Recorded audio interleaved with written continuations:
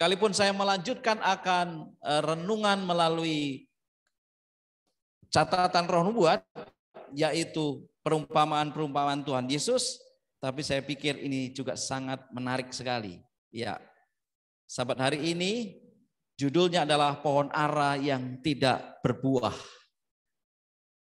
Saudara sekalian, iri hati, cemburu, dan seterusnya bahagian dari buah yang busuk. Roh Nubuat katakan itu adalah buah yang busuk. Dan siapa di antara kita yang mau makan buah yang busuk? Saya pikir nggak ada ya. Nggak ada di antara kita yang mau makan buah yang busuk. Kita kalau mau makan semuanya adalah buah yang baik, buah yang segar, fresh gitu ya. Bahkan secara pribadi saya punya pengalaman buah di pinggir jalan gitu ya, dengan buah yang disediakan di supermarket gitu ya, itu pun rasanya berbeda. Nah, itulah yang terjadi. Nah, pada sahabat hari ini kita memasuki akan satu pelajaran pohon ara yang tidak berbuah. Ada apa dengan pohon ara yang tidak berbuah? Di dalam Alkitab ada 2 kali atau paling tidak ada 2 peristiwa tentang pohon ara. Satu kali Yesus sedang melewati jalan dan ketika melihat satu pohon ara yang tidak berbuah, lalu Yesus mengutuk pohon itu dan seketika itu juga layu. Tetapi pohon ara yang ini, yang tidak berbuah ini, yang kalau di kitab Matius itu, yang dikutuk itu, ini ada sedikit berbeda. Mari kita lihat cerita daripada kisah ini. Nah, latar belakangnya adalah sebagai berikut. Yesus dalam pengajarannya menghubungkan antara amaran penghukuman dengan undangan pengasihan. Anak manusia tidak datang, katanya. Ini yang ayat inti dibacakan oleh Pak Praid. Anak manusia, Yesus tidak datang untuk membinasakan orang, melainkan untuk menyelamatkan mereka itu. Ini tujuannya. Sebab Allah mengutus anaknya ke dalam dunia bukan untuk menghakimi dunia, melainkan untuk menyelamatkannya. Tugas pengasihannya dalam hubungannya terhadap keadilan Allah dan penghukuman digambarkan dalam perumpamaan tentang pohon ara yang tidak berbuah. Jadi perumpamaan pohon ara yang tidak berbuah ini menggambarkan bagaimana sikap Allah terhadap pengasihan dan juga terhadap penghukuman. Dalam sejarah kita melihat banyak peristiwa di mana sebelum penghukuman diadakan selalu ada yang namanya apa? Pemberitahuan, dan itu pasti. Inilah Allah kita. Tidak pernah Allah akan menghukum seseorang tanpa memberitahukan. Tidak pernah Allah akan menghukum kota tanpa memberitahukan. Apa kesalahan kota itu, apa dosa itu, tidak pernah. Dan itulah kenapa Allah memberikan nabi-nabi. Kenapa Allah memberikan satu bangsa yang khusus, yaitu bangsa Israel. Yesus telah memberikan amaran kepada banyak orang tentang kedatangan kerajaan Allah. Dan ia telah menegur dengan tajam sifat kebodohan dan ketidakpedulian. Tanda-tanda di langit yang meramalkan iklim mudah dibaca. Tetapi tanda-tanda zaman yang begitu jelas menunjukkan kepada tugasnya tidak diperhatikan. Ini adalah latar belakang perumpamaan ini, cerita ini. Bagaimana kisahnya? Mari kita baca lagi. Ini ayatnya sudah kita baca, tetapi saya akan perjelas lagi. Bapak Ibu boleh lihat di sini kalau memang masih bisa membaca, tapi kalau tidak silakan buka Alkitabnya di dalam Lukas 13 ayat 1 sampai dengan 9. Ini bagian pertama, Lukas 13 ayat 1 sampai dengan 5. Bagian pertama ya. Ini latar belakangnya di sini. Pada waktu itu datanglah kepada Yesus beberapa orang membawa kabar tentang orang-orang Galilea yang darahnya dicampurkan Pilatus dengan darah korban yang mereka persembahkan. Ini cerita tentang darah korban yang dicurahkan atau yang dicampurkan Pilatus ini adalah, jadi ada beberapa umat-umat Tuhan yang setia, yang mau mati martir, dibunuh oleh Pilatus. Lalu orang-orang ini datang kepada Yesus bertanya, karena menurut pandangan orang pada waktu itu, orang yang celaka, yang nasibnya tidak baik, yang kecelakaan, yang sakit ya, itu karena dosa dan Allah menghukum. Jadi kalaupun ada orang-orang yang karena imannya mempertahankan, itu karena Allah menghukum. Oh, itu bukan karena martir katanya. Itu karena Allah menghukum. Jawab Yesus kepada mereka, sangkamu orang-orang Galilea ini lebih besar dosanya daripada dosa semua orang Galilea yang lain? Karena mereka mengalami nasib itu? Tidak, kataku kepadamu. Tetapi jikalau kamu tidak bertobat, kamu semua akan binasa atas cara yang demikian. Atau sangkamu ke-18 orang yang mati ditimpa menara dekat Siloam lebih besar kesalahannya daripada kesalahan semua orang lain yang diam di Yerusalem? Nah, 18 orang mati di dekat Siloam. Kalau kita pernah mendengar cerita tentang Siloam, maka itu ada sebuah tempat yang sebenarnya sering sekali Yesus menyembuhkan tempat itu. Dan di sana ada menara, dan ada orang yang ketiban menara, ya. Menara itu ambruk, lalu matilah 18 orang. Dan ini ditanyakan oleh orang-orang Yahudi, orang-orang pintar di sana. Tanya kepada Yesus, wah, ini kecelakaan ini. Apa namanya ini, nasib ini ya, nasibnya ketiban menara, mati. Wah, pasti dosanya banyak ini. Lalu apa kata Yesus? Tidak, kata aku kepadamu, tetapi jikalau kamu tidak bertobat, kamu semua akan binasa atas cara yang demikian.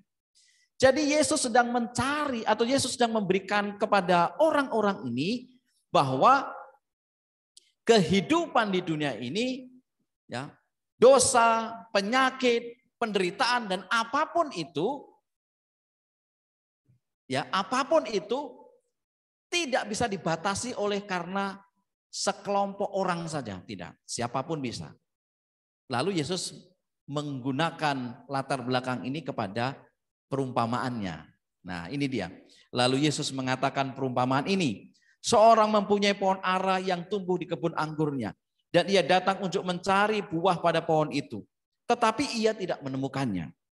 Lalu ia berkata kepada pengurus kebun anggur itu, sudah 3 tahun aku datang mencari buah pada pohon ara ini, dan aku tidak menemukannya. Tebanglah pohon ini. Untuk apa ia hidup di tanah ini dengan percuma? Jawab orang itu, Tuan, biarkanlah dia tumbuh tahun ini lagi. Aku akan mencangkul tanah sekelilingnya dan memberi pupuk kepadanya. Mungkin tahun depan ia berbuah, jika tidak, tebanglah dia. Saudara sekalian, sekali lagi perumpamaan ini menurut pena inspirasi Ellen G. White, ini adalah gambaran tentang hukuman dan juga gambaran tentang pengasihan, kasih karunia. Mari kita lihat. Matthew Henry menjelaskan konteks dari penerapan perumpamaan ini sebagai berikut. Perumpamaan ini dimaksudkan untuk menegakkan kata peringatan yang segera terjadi sebelumnya. Peringatannya apa? Jika kamu tidak bertobat, kamu juga akan binasa. Kecuali kamu diubahkan, kamu akan binasa. Seperti pohon yang gersang, jika tidak menghasilkan buah, akan ditebang. Jadi fokus dari perumpamaan ini menurut Matthew Henry adalah tentang pertobatan. Kalau bertobat maka akan ada pengasihan, ada pengampunan. Tapi kalau tidak bertobat maka akan ditebang. Ini menurut komentar daripada Matthew Henry. Pertanyaan berikutnya, untuk siapa perumpamaan ini? Perumpamaan ini adalah untuk bangsa Israel dan juga orang-orang Yahudi. Pada waktu itu ya. Kenapa? Ini dia alasannya. Tuhan memilih orang-orang Israel ini, memilih orang-orang Yahudi ini sebagai bangsa miliknya, bangsa pilihannya. Tuhan mempercayakan hak khusus kepada bangsa ini, maka bangsa ini istimewa. Bangsa ini kalau berperang tidak pernah kalah. Selagi Tuhan ada bersama dengan mereka kan, selalu begitu. Tetapi adalah mereka tidak melakukan tugas mereka. Bahkan mereka ini menjadi celaan. Bukannya kredit untuk profesi mereka, bukannya poin yang positif. Mereka malah dicela. Kenapa? Karena tidak berbuah. Jadi kalau perumpamaan ini untuk orang Israel dan bangsa Yahudi yang dipilih secara khusus oleh Allah sebagai saluran berkat bagi bangsa-bangsa lain dan ternyata mereka malah tidak berbuah, mereka mendapatkan celaan. Pertanyaannya sekarang atau aplikasinya adalah bagaimana dengan kita? Di zaman modern ini. Kan kita mengaku ini, wah kita ini adalah Israel rohani. Betul? Iya. Kita adalah umat pilihan Allah. Siapa yang merasa kita umat pilihan Allah? Boleh angkat tangan. Siapa yang merasa kita umat pilihan Allah? Amin. Siapa yang merasa bahwa Anda dan saya adalah umat-umat yang khusus? Kalau dalam kitab Wahyu, Anda dan saya adalah the remnant, umat yang sisa. Siapa boleh angkat tangan? Iya. Tapi ingat, pekabaran ini untuk saya dan saudara, bukan hanya untuk orang Yahudi. Kalau saya dan saudara ternyata menjadi celaan, bukannya menjadi berkat, ada hukuman yang siap diberikan kepada saya dan saudara. Tujuan pohon ara ini. Lukas 13 ayat 6. Boleh dibacakan yang dari bawah. Ada di sini boleh dibacakan. Bevi, boleh baca Bi? Yang keras Bevi.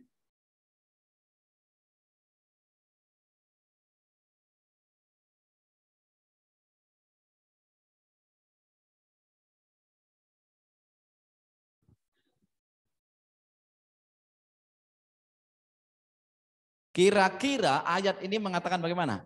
Apakah pohon ara ini ditanam untuk hiasan? Tidak. Apakah pohon ara ini ditanam untuk pagar? Tidak juga. Apakah pohon ara ini ditanam hanya untuk berteduh supaya orang tidak kepanasan? Tidak.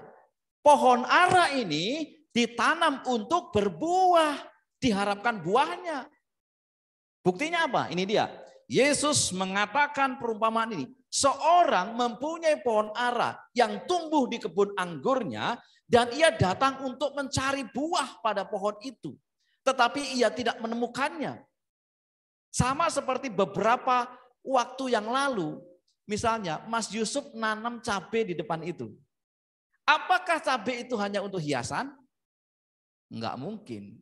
Apakah cabai itu hanya untuk pagernya? Enggak mungkin karena pagernya sudah ada besinya. Diharapkan, saya percaya Mas Yusuf nanam itu harapannya adalah ini akan tumbuh cabai, cabainya akan bagus dan bisa dibuat sambal untuk pemanis atau perasa dalam masakan.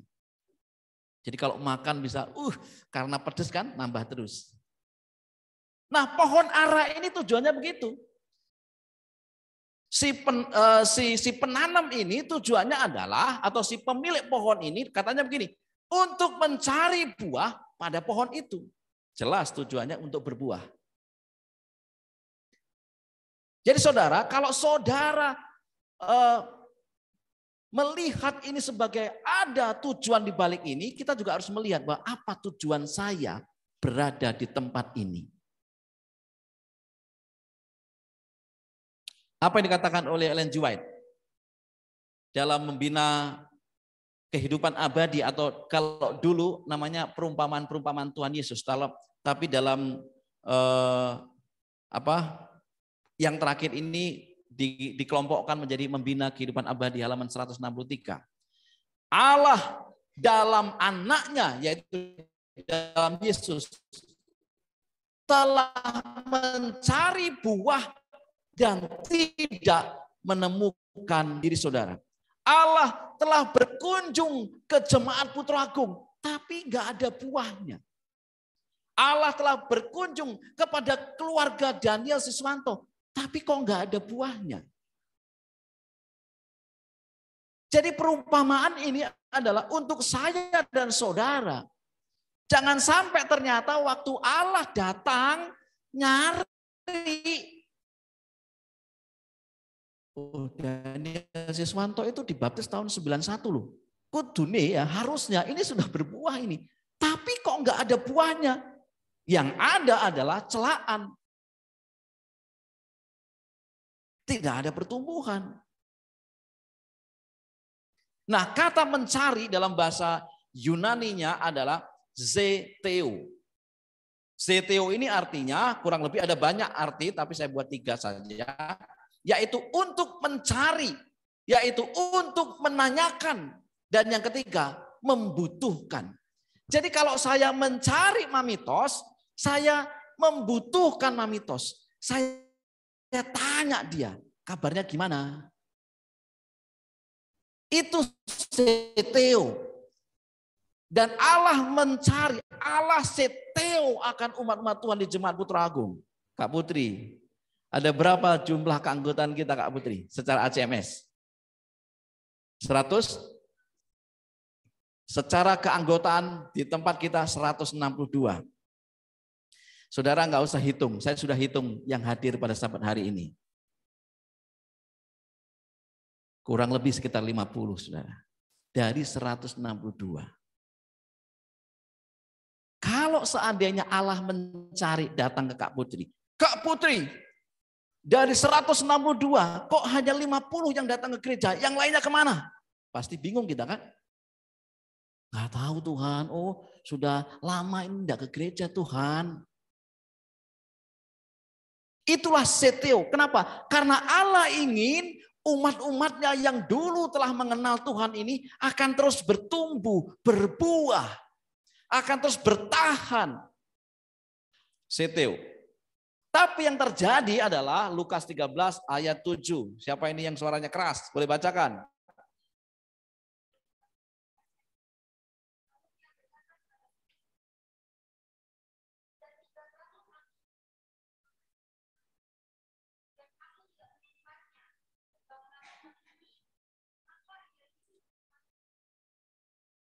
Saudara sekalian, pohon itu ditanam supaya berbuah.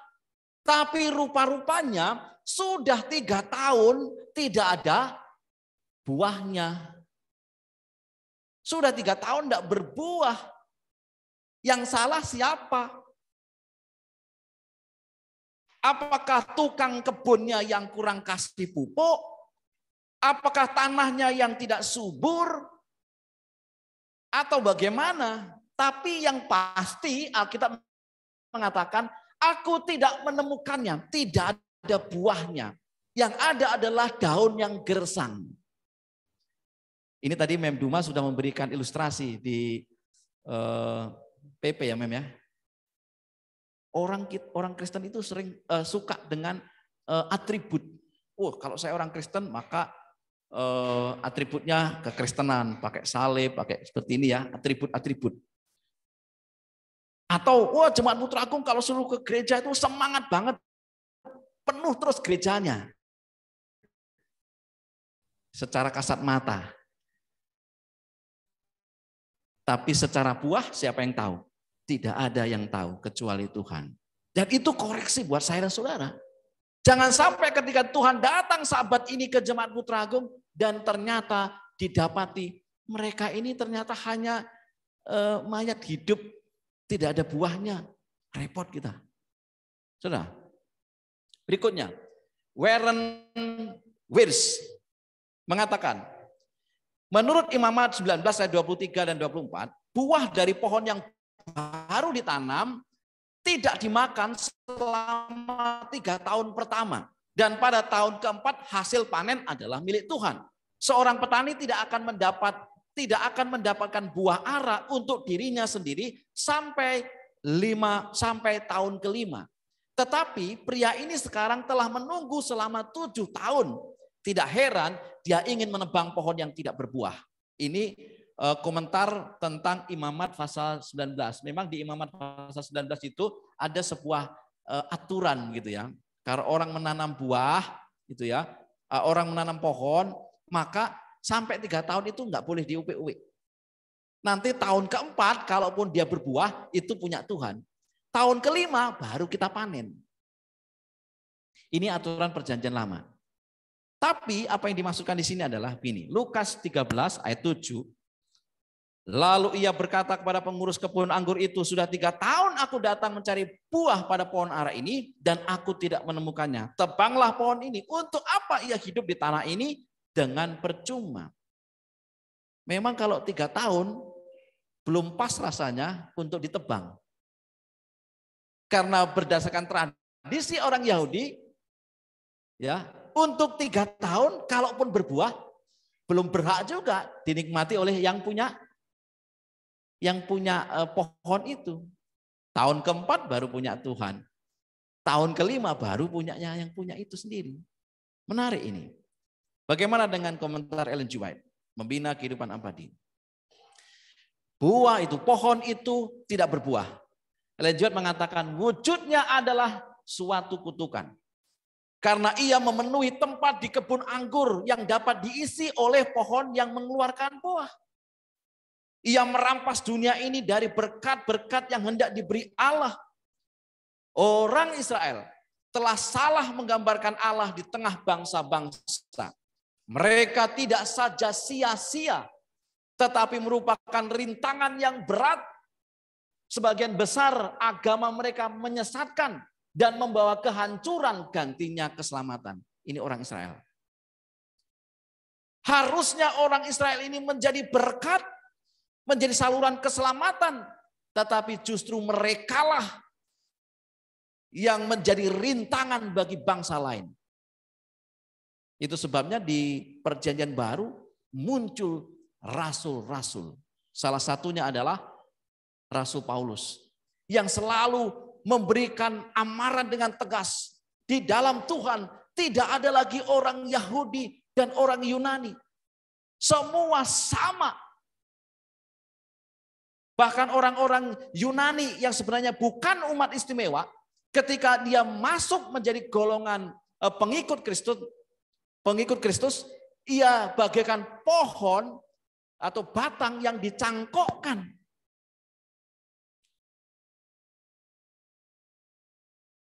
Albert Barnes, ya, bukan Albert Batimena, Albert Barnes. Kata tidak berbuah di sini berarti mandul. Dengan mengambil sari dari tanah, pohon yang tidak berguna ini membuat tanah menjadi steril dan mencegah pertumbuhan tanaman merambat di sekitarnya. Itu bukan hanya tidak berguna, tetapi juga melakukan kerusakan yang dapat dikatakan tentang semua orang berdosa dan semua profesor agama yang munafik. Saudara sekalian, perhatikan ini. Kalau kita tidak berbuah, itu bukan saja kita tidak dinikmati oleh orang lain, tapi kita merusak orang lain. Ini luar biasa, tajam ini. Kalau saya tidak menghasilkan buah, apakah buah kebaikan, kelemah lembutan, kemurahan hati, kasih gitu ya, maka bukan saja saya tidak berguna, tapi saya menjadi racun bagi orang lain. Kalau dalam bahasa yang lain dikatakan saya bisa menjadi batu sandungan bagi orang lain. Kalau saudara tidak berbuah, saudara tidak mempunyai kasih, kemurahan, kebaikan dan seterusnya itu, saudara bukan saja tidak berguna, tapi itu menjadi batu sandungan bagi yang lainnya. Tetapi yang menarik dari pohon ini adalah kelanjutan dari kisah ini. yang saya katakan sebagai tahun rahmat bagi pohon ara. Kan tidak berbuah tuh. Kemudian sudah mau ditebang, tebang aja, kata yang punya. Bagaimana dengan si pengurusnya? Lukas 13 ayat 8 sampai dengan 9. Boleh dibacakan? Yang dari belakang biar gak ngantuk.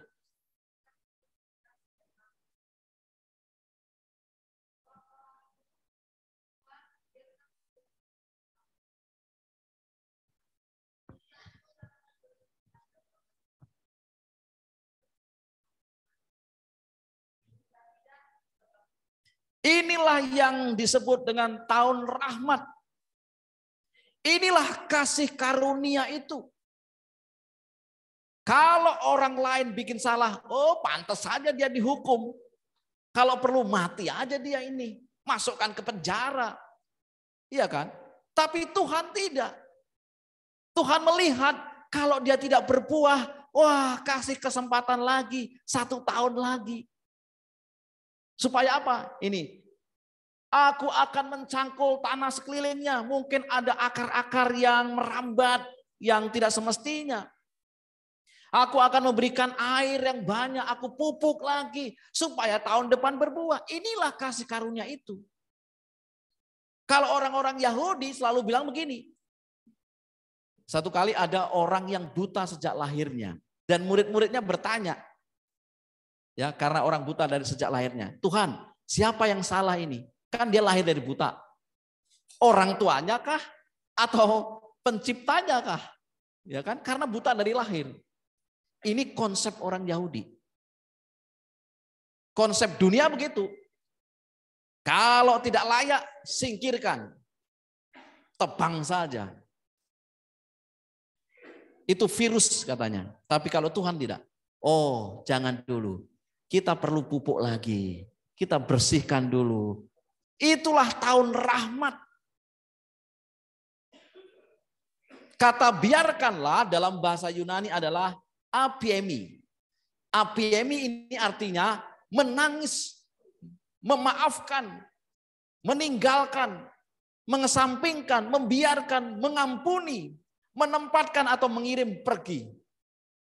Dengan kata lain, pengurus kebun anggur meminta pemiliknya untuk terus menunjukkan belas kasihan karena dia telah menunjukkan belas kasihan selama mungkin 7 tahun.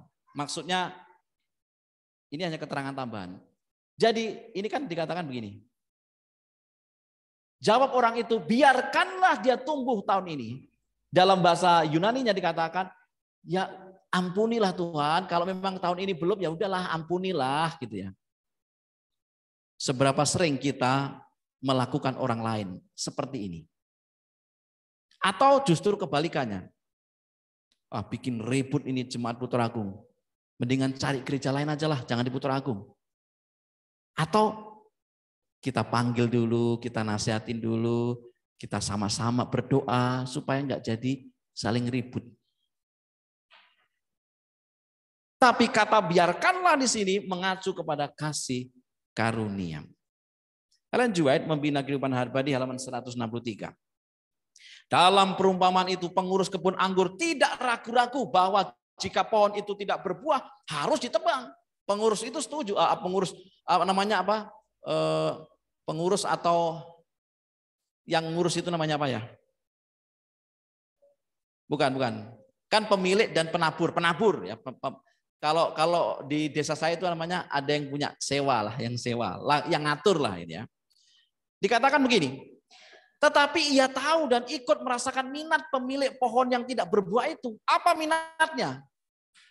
Di ayat yang pertama tadi di Lukas 13 ayat 6 dikatakan, sudah 3 tahun aku mencari buah itu. Berarti si pemilik itu benar-benar pengen agar pohon ini berbuah. Dan si pengurusnya, si tukangnya, tukang kebunnya tahu persis bahwa pohon itu pengennya berbuah. Tidak ada yang dapat memberikan kesukaan kecuali melihat pertumbuhan dan buah-buahnya. Ia menyambut keinginan si pemilik itu dengan berkata, biarkanlah dia tumbuh tahun ini lagi. Aku akan mencangkul tanah sekelilingnya dan memberi pupuk kepadanya. Mungkin tahun depan ia berbuah. Karena memang tujuan pohon itu ditanam adalah berbuah. Kalau ternyata sampai tahun ketiga belum berbuah, tolonglah kasih kesempatan tahun keempat. Siapa tahu tahun keempat berbuah. Kalau tahun ini ternyata ada seorang yang menjadi troublemaker di jemaat ini, ya biarkanlah dia. Jangan kemudian diusir, pindah aja lo ke jemaat lain. Jangan. Kasih karunia Tuhan masih berlaku. Si pengurus kebun itu tidak menolak untuk mengerjakan tanaman yang tidak menunjukkan harapan. Dia tidak menolak, nggak keberatan kok. Ia berdiri siap sedia untuk memberikan lebih banyak perawatan. Ia akan membuat sekelilingnya lebih baik lagi dan akan mencurahkan setiap perhatian. Si pemilik dan pengurus kebun anggur bersatu dalam perhatian untuk pohon ara itu. Begitulah Bapa dan anak bersatu dalam kasihnya terhadap umat pilihannya. Kristus menyatakan kepada para pendengarnya bahwa kesempatan yang bertambah akan diberikan kepada mereka. Setiap cara yang dapat digunakan oleh kasih Allah akan dijalankan agar mereka menjadi pohon-pohon kebenaran, mengeluarkan buah untuk berkat dunia. Amaran untuk pohon ara, jika tidak berbuah, tebanglah. Dalam bencana-bencana yang sudah menimpa Israel, orang Israel berkali-kali dia diamarkan, tapi berkali-kali juga dia mengkhianati Tuhan, berbalik dari Tuhan. Tapi berkali-kali juga Tuhan memberikan kasih karunia-Nya. Dan amaran yang sama telah didengarkan dari zaman dahulu sampai hari ini. Saudara, hari ini mari kita periksa diri kita. Kalau memang ternyata, wah saya belum mengeluarkan buah, masih ada waktu bagi kita. Apakah kata-kata ditebang itu menjadi momentum bagi saya untuk bertobat, atau ya wis ben sakarepmu, atau justru kita sungguh-sungguh bertobat?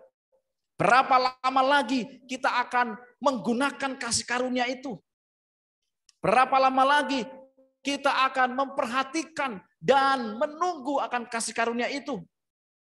Ditanam dalam kebun anggurnya, di bawah pengawasan pengurus kebun, betapa istimewa kesempatan ini bagimu. Saudara menjadi umat yang khusus. Saudara adalah umat yang istimewa. Tapi kalau ternyata kita tidak menggunakan kesempatan itu, apalagi tidak berbuah, siap-siap kita mau ditebang. Berapa sering kali kabar Injil yang lemah lembut ini menggetarkan hatimu. Setiap Sabat kita mendengarkan kabar kasih karunia. Setiap Rabu malam, setiap Vesper, setiap pagi kita mendengar panggilan Tuhan untuk ayo kita bertobat, ayo kita berbuah. Tapi apakah itu berlalu saja? Masuk telinga kanan, keluar telinga kiri. Atau ada perubahan dalam kehidupan kita. Pohon ara yang tidak berbuah menerima hujan dan sinar matahari dan pengasuhan sang pengurus. Ia menarik makanan dari tanah. Tetapi dahan-dahannya yang tidak berbuah itu hanya membayangi tanah. Sehingga tanaman-tanaman yang mengeluarkan buah tidak dapat berkembang di bawah bayangannya. Begitulah pemberian Allah. Ini saya bergumul, ada pertanyaan Mem Duma waktu itu ya. Kalau talenta kita nggak digunakan, katanya diambil. Nah, ini bisa menjadi salah satu kodenya Mem Duma. Begitulah pemberian Allah. Begitulah karunia yang sudah diberikan kepada kita. Yang dihamburkan kepadamu, tidak memberikan berkat kepada dunia. Engkau merampas dari orang lain kesempatan-kesempatan yang selain untukmu bisa diberikan kepada mereka. Saudara, kalau kita tidak menjadi berkat bagi orang lain, kita akan menjadi kutuk, saudara. Dengan kasih yang tidak mengenal lelah, Kristus bekerja bagi Israel. Selama masa pencobaan yang ditambahkan. Bahkan pada waktu Kristus disalib pun ia masih sempat berbaik hati. Ya, maksudnya masih memberikan kasih karunia-Nya kepada orang Israel. Ya Bapa, ampunilah mereka sebab mereka tidak tahu apa yang mereka perbuat. Ini adalah kisah tentang pertobatan. Bagaimana orang-orang Israel. Aku hendak menyanyikan nyanyian tentang kekasihku. Nyanyian kekasihku tentang kebun anggurnya. Kekasihku itu mempunyai kebun anggur di lereng bukit yang subur. Ia mencangkulnya dan membuang batu-batunya. Dan menanaminya dengan pokok anggur pilihan. Ia mendirikan sebuah menara jaga di tengah-tengahnya. Dan menggali lubang tempat memeras anggur. Lalu dinantinya supaya kebun itu menghasilkan buah anggur yang baik. Tetapi yang dihasilkan ialah buah anggur yang asam. Inilah yang terjadi kepada orang Israel. Tuhan begitu mengasihi orang Israel. Tapi ternyata mereka tegar tengkuk. Mereka adalah buah yang asam. Dan tidak ada yang mau buah yang asam. Ellen G. White, halaman 165. Hati yang tidak menyambut kepada pekerjaan ilahi menjadi keras sampai tidak bisa lagi terpengaruh oleh Roh Kudus. Maka pada saat itulah kata-kata diucapkan, tebanglah pohon ini. Untuk apa ia hidup di tanah ini dengan percuma? Inilah yang disebut dengan mendukakan Roh Kudus, saudara. Ketika kita keras, tidak lagi mau mendengar kata-kata Tuhan. Tidak lagi mendengar akan bagaimana Tuhan menyirami. Maka tebanglah pohon itu. Itu ancaman yang sangat luar biasa. Hosea 14 ayat 1-9. Samaria harus mendapat hukuman. Sebab ia memberontak terhadap Allahnya. Mereka akan tewas oleh pedang. Bayi-bayinya akan diremukkan. Dan perempuan-perempuannya yang mengandung akan dibelah perutnya. Bertobatlah hai Israel kepada Tuhan Allahmu, sebab engkau telah tergelincir karena kesalahanmu. Bawalah sertamu kata-kata penyesalan dan bertobatlah kepada Tuhan. Dan ini dikatakan nabi-nabi kepada orang Israel. Dan itu juga kepada saya dan saudara. Kalau hari ini saya dan saudara tidak berbuah, bertobatlah. Masih ada waktu. Pertanyaan untuk direnungkan. Mas Wisnu, ini saya tanya ke Mas Wisnu. Jika kita diberikan waktu oleh Tuhan 1 tahun ke depan, apa yang Mas Wisnu akan lakukan? 1 tahun. Oh, aku akan plesir Pak Pendeta. Aku mau jual rumahku itu. Kan tinggal 1 tahun, tak buat senang-senang aja. Apa seperti itu? Mami Heti, ini Mami Heti ini. Jika Mami Heti diberikan waktu oleh Tuhan 1 bulan ke depan, apa yang akan Mami Heti lakukan? Luar biasa. Luar biasa.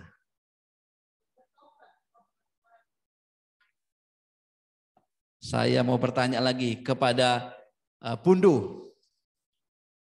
Jika Bundu diberikan waktu oleh Tuhan 1 minggu ke depan, apa yang akan Bundu lakukan? Berjaga-jaga dan berdoa. Jika kita diberikan waktu oleh Tuhan 1 hari ke depan, apa yang akan kita lakukan?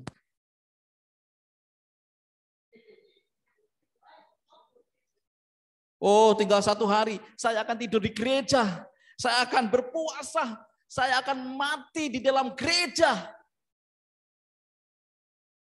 Pertanyaan berikutnya, jika kita diberikan waktu oleh Tuhan 1 jam ke depan, apa yang kita lakukan? Tinggal 1 jam lagi, aduh, mau jalan-jalan juga nggak sempat lagi. Yang ada sudah langsung pasrah siap. Kalau yang lebih kecil lagi, jika kita diberikan waktu oleh Tuhan 1 menit ke depan, apa yang kita lakukan? Pertanyaannya, siapa yang tahu tentang 1 tahun, 1 bulan, 1 minggu, 1 jam, 1 menit? Siapa yang tahu? Tidak ada yang tahu. Supaya kita tidak ditebang pada waktu itu. Mari kita bertobat hari ini. Sebagai kesimpulan, pelajaran kita atau pelajaran dari pokok ara yang tidak berbuah. Yang pertama, tidak berbuah akan mendapatkan hukuman. Jadi jangan dipikir kalau tidak berbuah maka ya itu aku dewe kok ya sakarap pula. Tidak, saudara. Kita akan mendapatkan hukuman. Yang kedua, tidak berbuah menghambat berkat bagi orang lain. Betul, yang akan dihukum saya. Tapi ternyata dampaknya bagi orang lain ada. Apa dampaknya? Tadi dalam ilustrasi adalah daunnya lebat, ya, dan itu menghalangi beberapa tanaman yang ada di bawahnya, sehingga tidak mendapatkan sinar matahari yang cukup dan mati. Berkesinambungan, akarnya juga merusak kemana-mana. Yang ketiga, tidak berbuah adalah simbol hati yang keras dan Roh Kudus telah padam. Jadi kalau kemurahan hati nggak ada dalam kehidupan kita, kasih nggak ada, kebaikan nggak ada, sukacita nggak ada, sabar nggak ada, tanda-tanda Roh Kudus sudah padam di hati kita. Yang keempat, tidak berbuah adalah tanda tidak bertobat. Dan yang kelima, saudara sekalian, ini yang paling penting, kabar baiknya. Dari 4 ini adalah negatif semua. Tidak berbuah, kita akan dihukum. Tidak berbuah, menghambat berkat orang lain. Tidak berbuah adalah simbol hati yang keras dan mendukakan Roh Kudus. Tidak berbuah artinya kita tidak bertobat. Tapi yang kelima, tahun rahmat masih diberikan kepada kita. Oleh sebab itu segeralah bertobat. Si pengurus tadi mengatakan, jangan Tuhan, tahun depan lah kalau boleh. Kalau memang tahun depan nggak ada buahnya, tebanglah. Saudara, mungkin kita masih diberikan waktu 1 menit, 1 jam, 1 minggu, 1 bulan, 1 tahun ke depan, dan seterusnya. Mungkin sekiranya itu masih berlaku bagi saudara-saudara, mari kita berbuah agar kita tidak ditebang. Tuhan memberkati kita.